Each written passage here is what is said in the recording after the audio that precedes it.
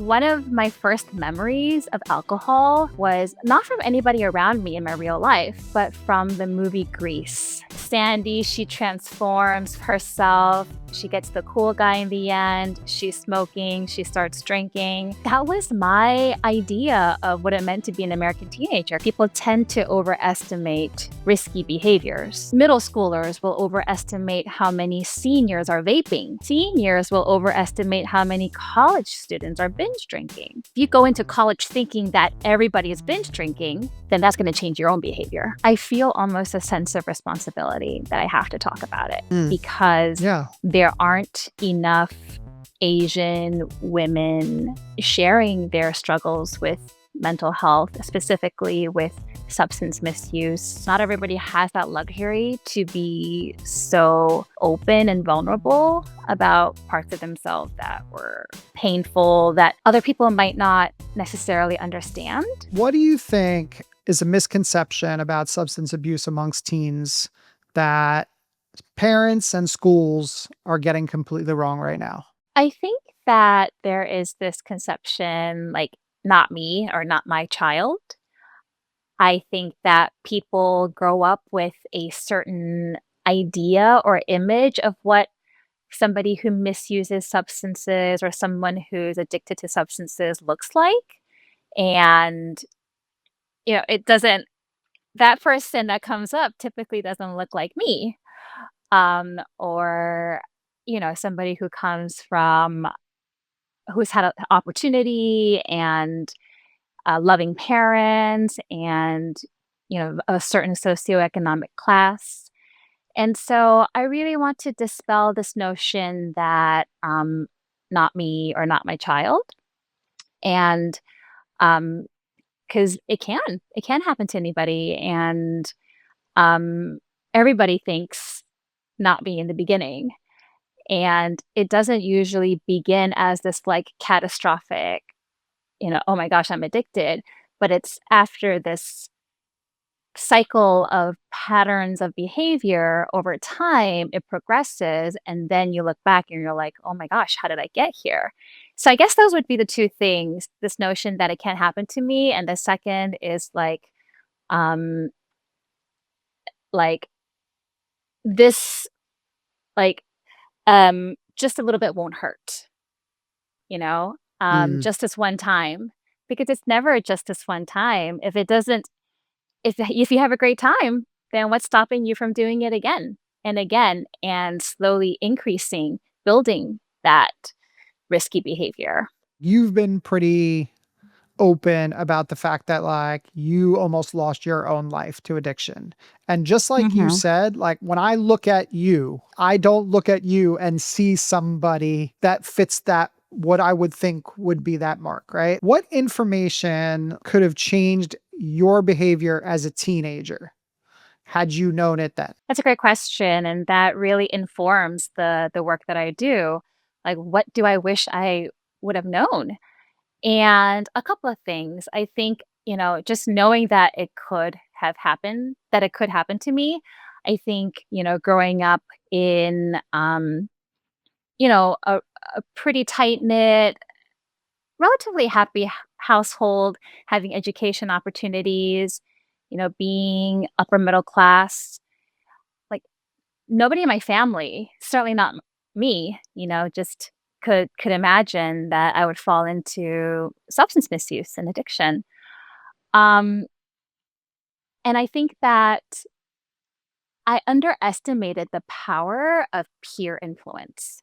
And I don't necessarily mean like only like direct peer influence, like, hey, Diana, I have something you should try. It's going to be a great time.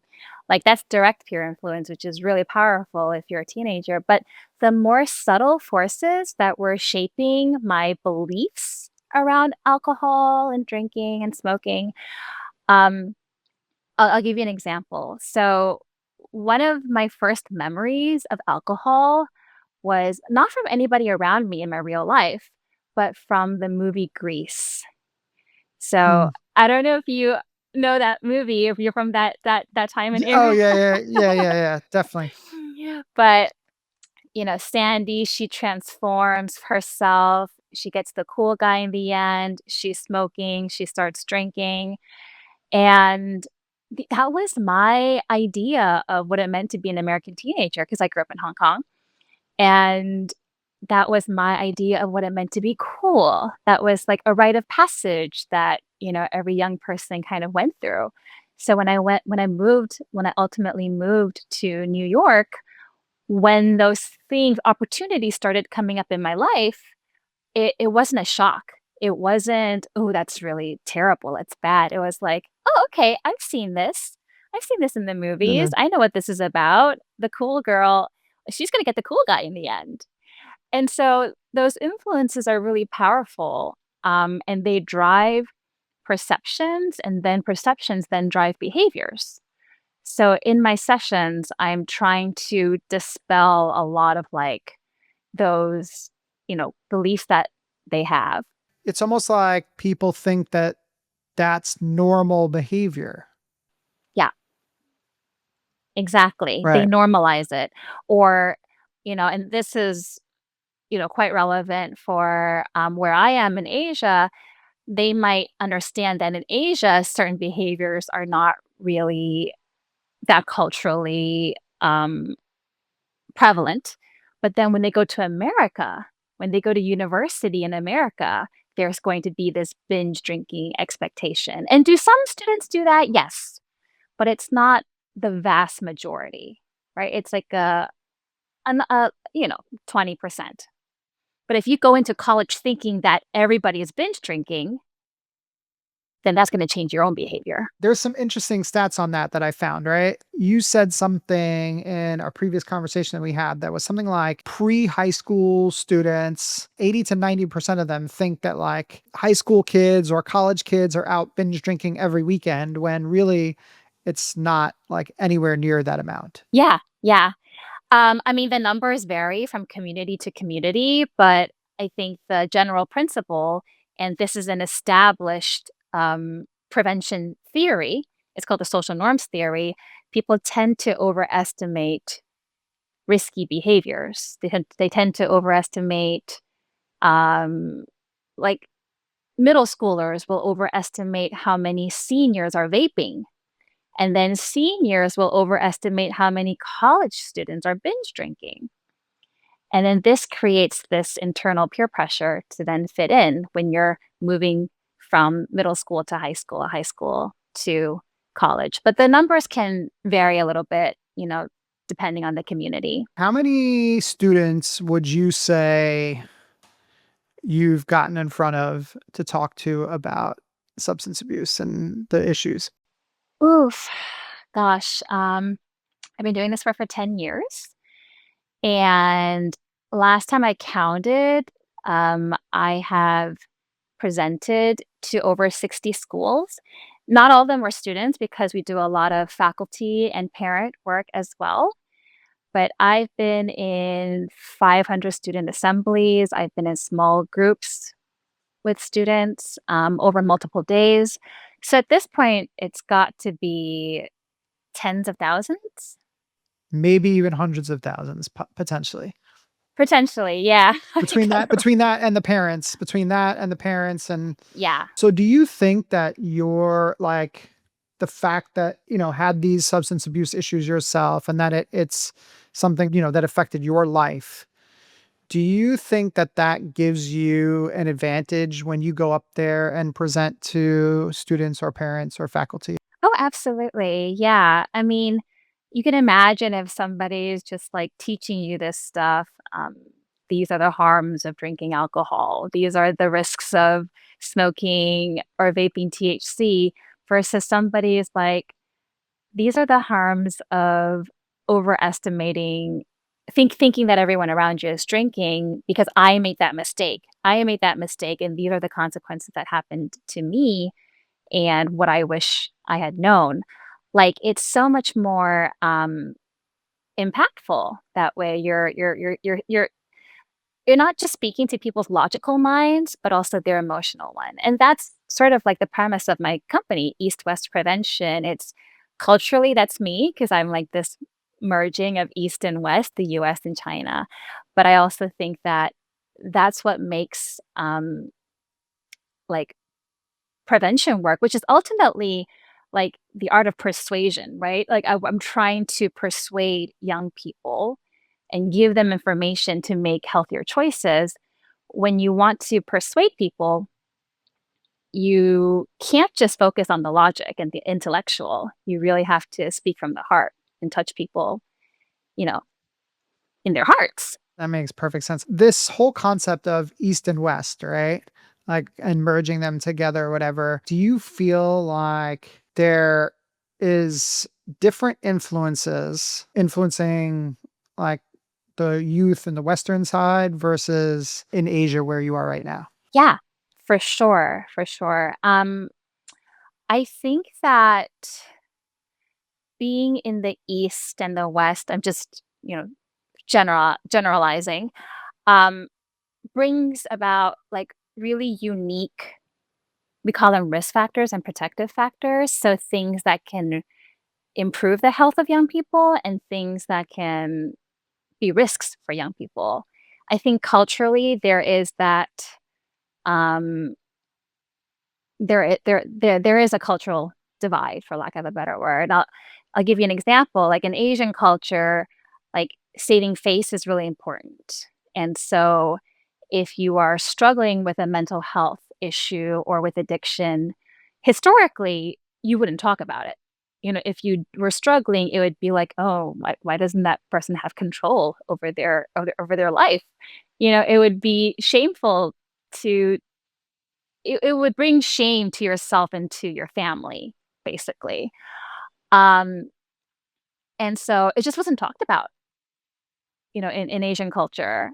It wasn't talked about when I was growing up, mental health and, um, substances and substance misuse.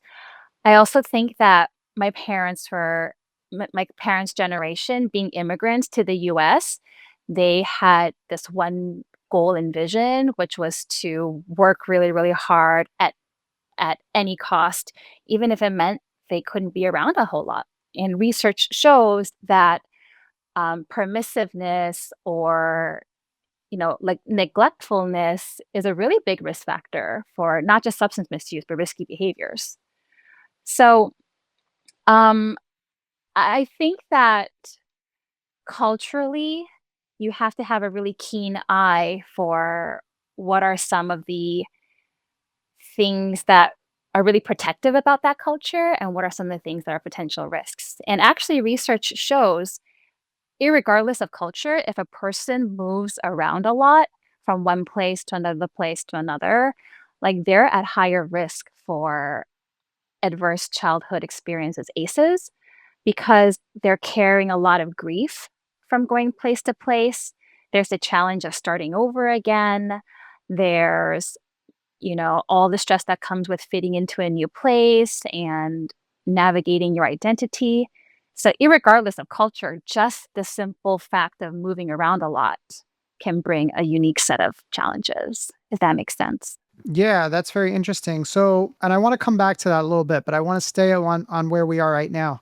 So, do you see a shift in Asia where more schools and more parents and more faculty are looking for that education when it comes to substance abuse than they were 5, 10, 15, 20 years ago? Yeah, absolutely. Certainly in international schools because they have a lot more exposure to, um, these concepts of wellness and mental health, and they have a lot more access to these resources that have really been developed in the West for much longer.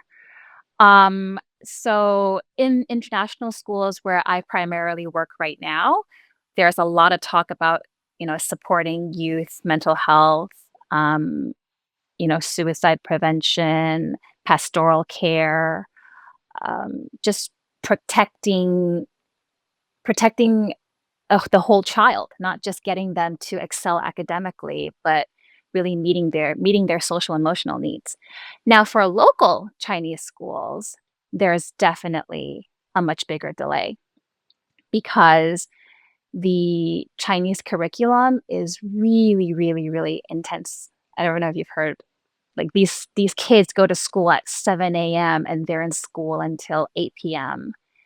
Like, they're just Wow. studying, studying, studying, studying, and so, unfortunately, there's starting to be more talk about mental health because, unfortunately, there's a lot of kids struggling and, there's, like, stories of suicide when kids can't take the pressure anymore.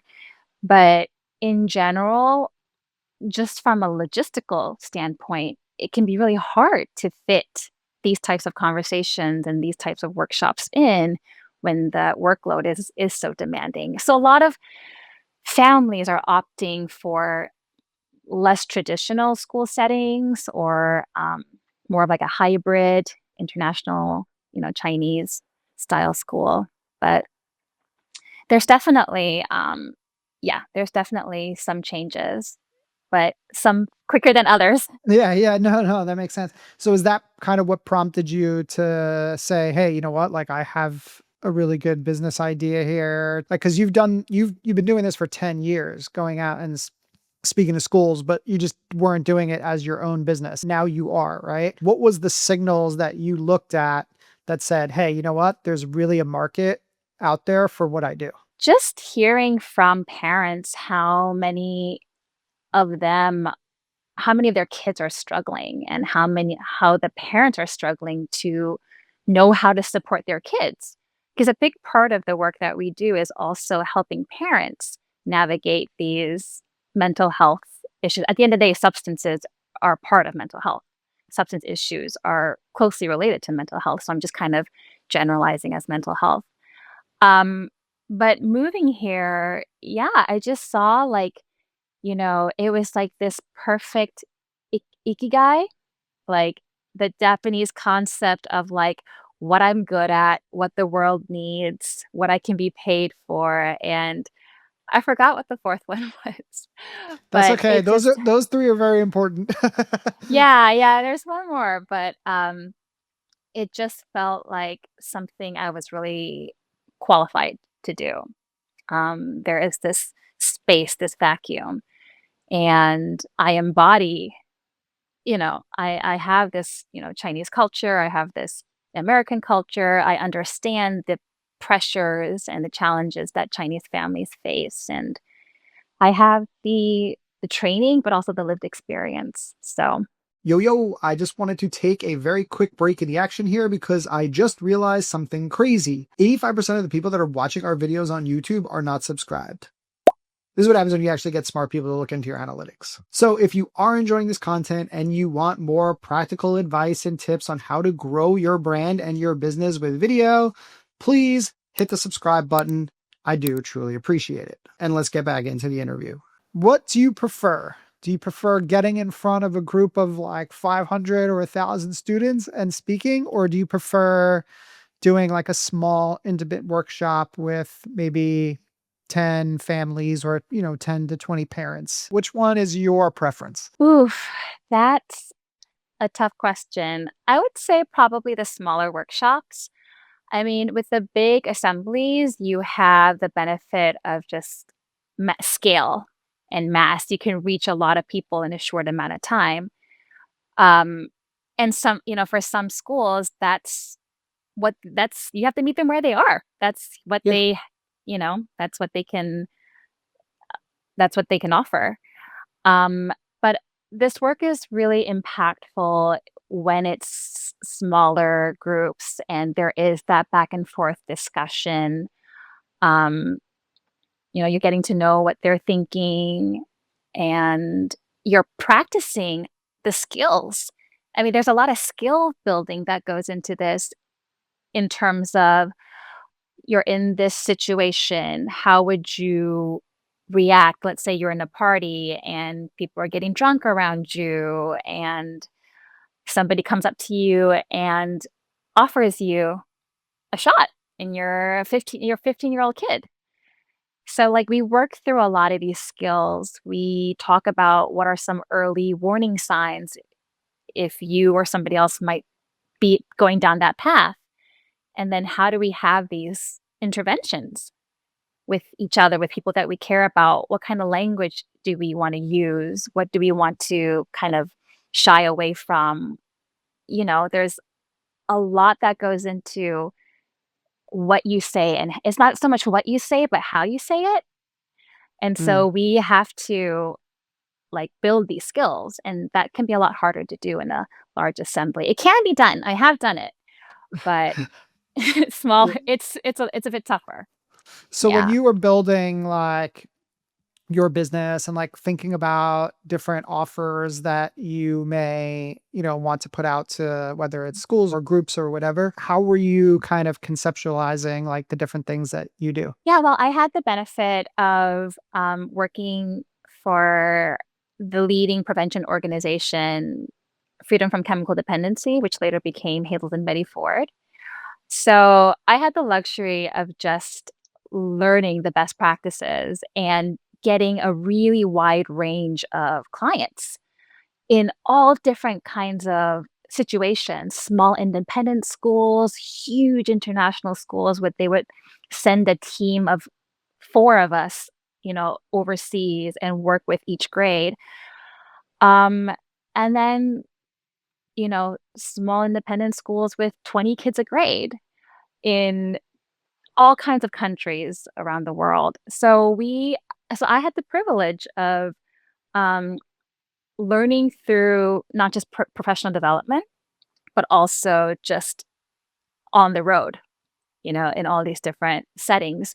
So there are a lot of different tools. There's a toolbox, right? We bring to every school, whether it's, doing survey work, it can be student work. And as you heard, the student work itself can vary and range so much. Parent work, faculty work, building out their early intervention systems. So, what does a school do if they suspect a kid might be struggling with substances? How and what are the best practices for intervention? So not all schools will do the full, you know, all the different dimensions of comprehensive prevention. Again, it's just about meeting the clients where they are and finding that best fit through asking a lot of questions. The very first thing we do is like, what are the challenges that your community is facing? What would you like to see happen? What are the resources that you have? Whether it's, time, money, teachers, who can carry on this work once we as the consultants leave? All these questions have to be answered, and then we find that right fit. Beautiful. I'm sure that, like, over the years with you doing this, that there's been, like, some touching stories or students that have, like, reached out or, maybe even, like, came and tracked you down years later or something like that. I'm just assuming that. Has that ever happened? Like, do you have stuff like that? And is there something Yes. in your mind that, like, sticks out as, like, people coming back to you and, like, basically validating that the work that you did was well worth. Yeah, for sure. There's not just from students, but parents as well. Because this Mm. this work really, touches parents Do you have a too, because specific it's example? yeah. Yeah. So for a student, I remember working at a Jewish school a few years ago, and it was a small group um, class setting. And then there was just this one kid in the back, leaned back, arms crossed, looking not really moved, not really engaged, and just kind of like scowling a bit. And I was when you get those students, you're like, "Oh my god, what am I doing wrong?" Like, you get really nervous and self-conscious. But over time, I've learned, there's that might not always be about you. Um, and it wasn't. Well, it was about what I was saying, but not what I thought, because, the session ended and the months went by, and one day I got this email in my inbox, and I don't give my personal information out, but, kids are savvy, they can look you up, and This person found me on LinkedIn and sent me a message, and it was basically like, "Hey, I was in your class at XYZ school, sitting in the back, taking it in, and it was making me reflect on my marijuana usage when you were talking about what are some of the signs that of a developing marijuana problem." And I had been in denial about my own use. "Oh, I'm stressed out. I'm" he was typing this to me. I used it for sleep. I use it to manage my stress. But after hearing what you talked about, how marijuana can actually bring about more stress, like, it really made me think, like, should I cut back? And then when I wasn't able to cut back, because that's always, like, a clear sign. Like, if you try to do something, if you try to cut, that's what I tell students, like, if you don't know if you have a problem or not, try to cut back. Try to stop. Try to stop for a week or 2. Give your Mm, brain some time to reset. And if you can't do that, then that's a sign that that's a that's a problem. So I sign. said that. Really good. Yeah. So I said that in that session, and he really took it to heart. He's like, "Well, I keep telling myself I'm not addicted, but then when I try to stop, I keep going back." And that's when he realized he needed to talk to somebody. So he talked to his high school counselor, and the counselor had to. He was like, I was really unhappy. The counselor told my parents, but the counselor coached the parents on how to respond to their child who was, Mm, unbeknownst to them, using marijuana. Because I think the impulse for a parent would be like, "How could you do that? That's so stupid. How do you don't you know how bad that is for you?" And then that's just like that raises everybody's nervous system. Like, nope, it's not productive, right? So the counselor helped the parents, support the kid through his marijuana addiction, and he was able to get the help that he needed. He saw a therapist and attended a support group for youth. And he was writing me to let me know that he had stopped for 6 months. He was 6 months marijuana free, and his anxiety went away, after a period of, like, withdrawal, but his anxiety was almost gone. So, he was thinking, like, "I need to smoke marijuana for my anxiety," but the marijuana was exacerbating his anxiety, and it was causing him not to address the underlying root of his anxiety. So, mm.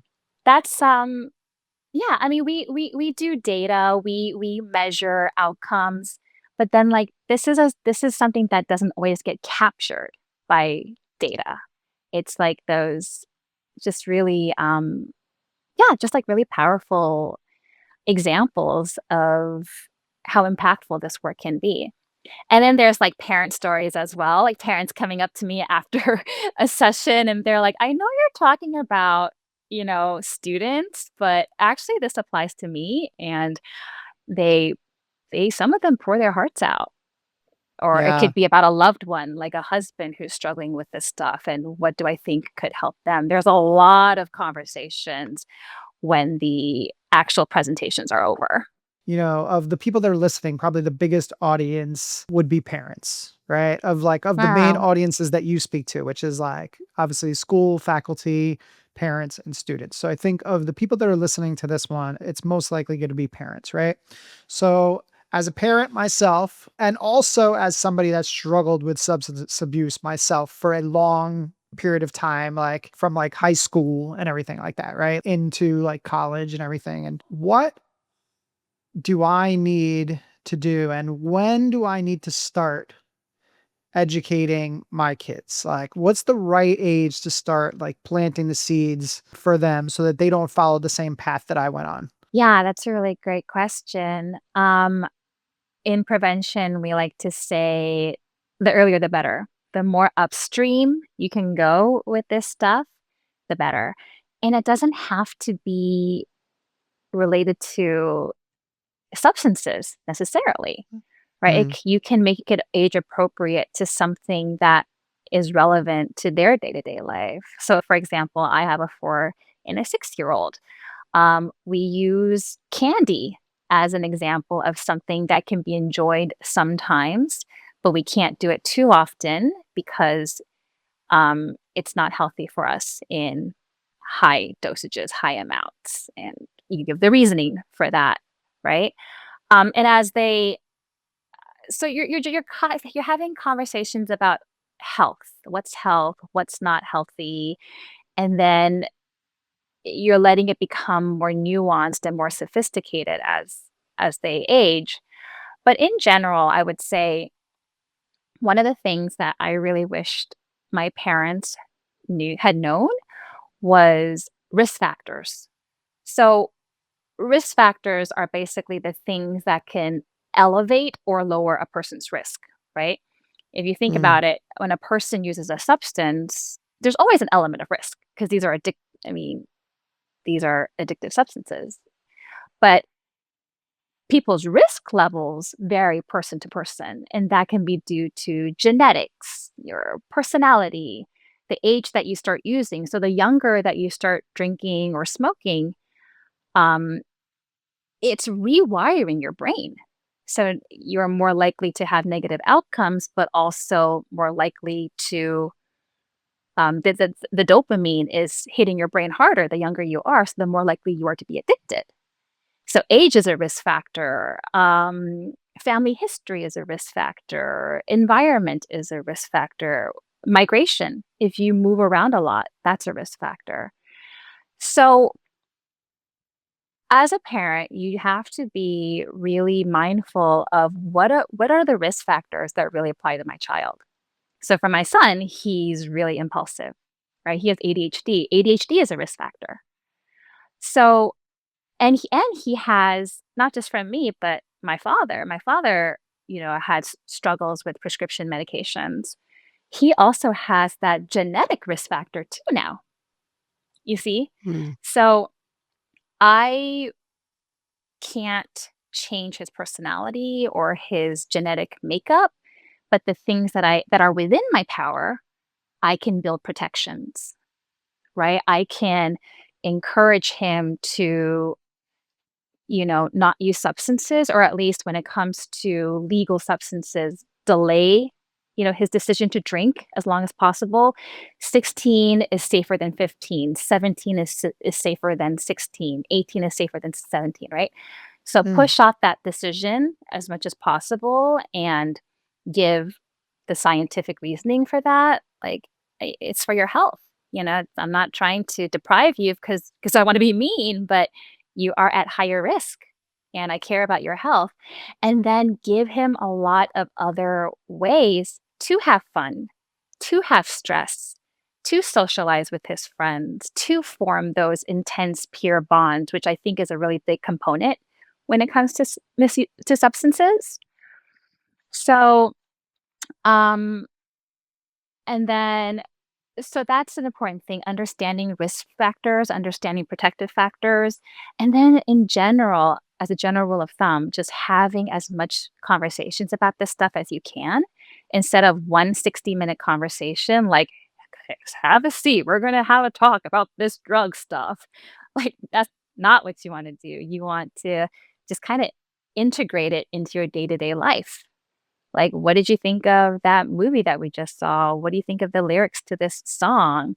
Uncle Johnny, relapsed again and he had to do, unpacking what that means. Um, so just finding those opportunities to be to talk about it openly. It's funny that you say talk about it openly because, again, as somebody that has struggled with that, I don't really talk about it much. And I'm like one of these people that like is very visible online. I am pretty transparent about my life. And it's one thing that I've kind of avoided talking about.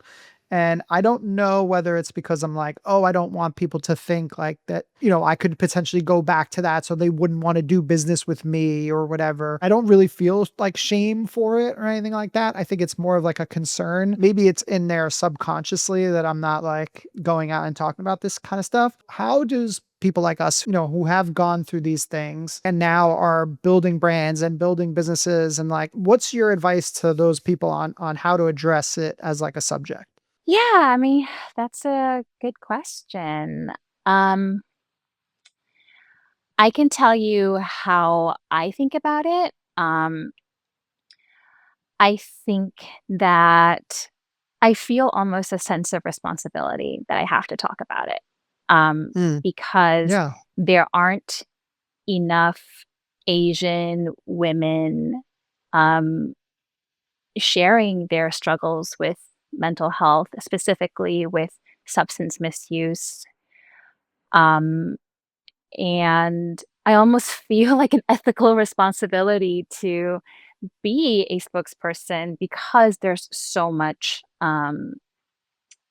like scarcity in that people who look like me, talking about it. So I also just feel really, you know, is relevant to the work that I do, right? Is directly relevant because I'm going to school and prevent it and preventing it. So I feel like I know, not everybody has that luxury to be so open and vulnerable about parts of themselves that were, painful, that other people might not necessarily understand. And so I think that in general, the only way that we're going to, break the stigma, and get more people to come out and talk about it and realize it's not a moral failing if you go through something like this, right? It's not you're not a bad person. Um you haven't failed if you struggled with substances or, mental health. Um but to get people to understand that, people have to open up and talk about it. But I also recognize that it's not always appropriate in every situation. So I think you just have to be the best judge of that for yourself. When is it okay to disclose? When is it not really safe or not necessary? Like it really doesn't add to the conversation. Yeah. When you have a job, you have a job to do. Like, does it add to it or not? Like, thinking through those things. But you're doing it right now. So obviously something, made you feel safe enough I to think you just brought it out of me. Which is that's like, I know you're good at you're good at what you do. You're good at what you do, Diane. All right, Tana. Look, this has been a great conversation. Like, I really appreciate you being here. And what's the best way for people to reach you? yeah, you can find me on eastwestprevention.com or hello at eastwestprevention.com. I'm on LinkedIn as well, Diana Hu McDowell. I haven't built out any of the other socials yet because That's I okay. am just realizing how much work it is, as you know. One thing at a time.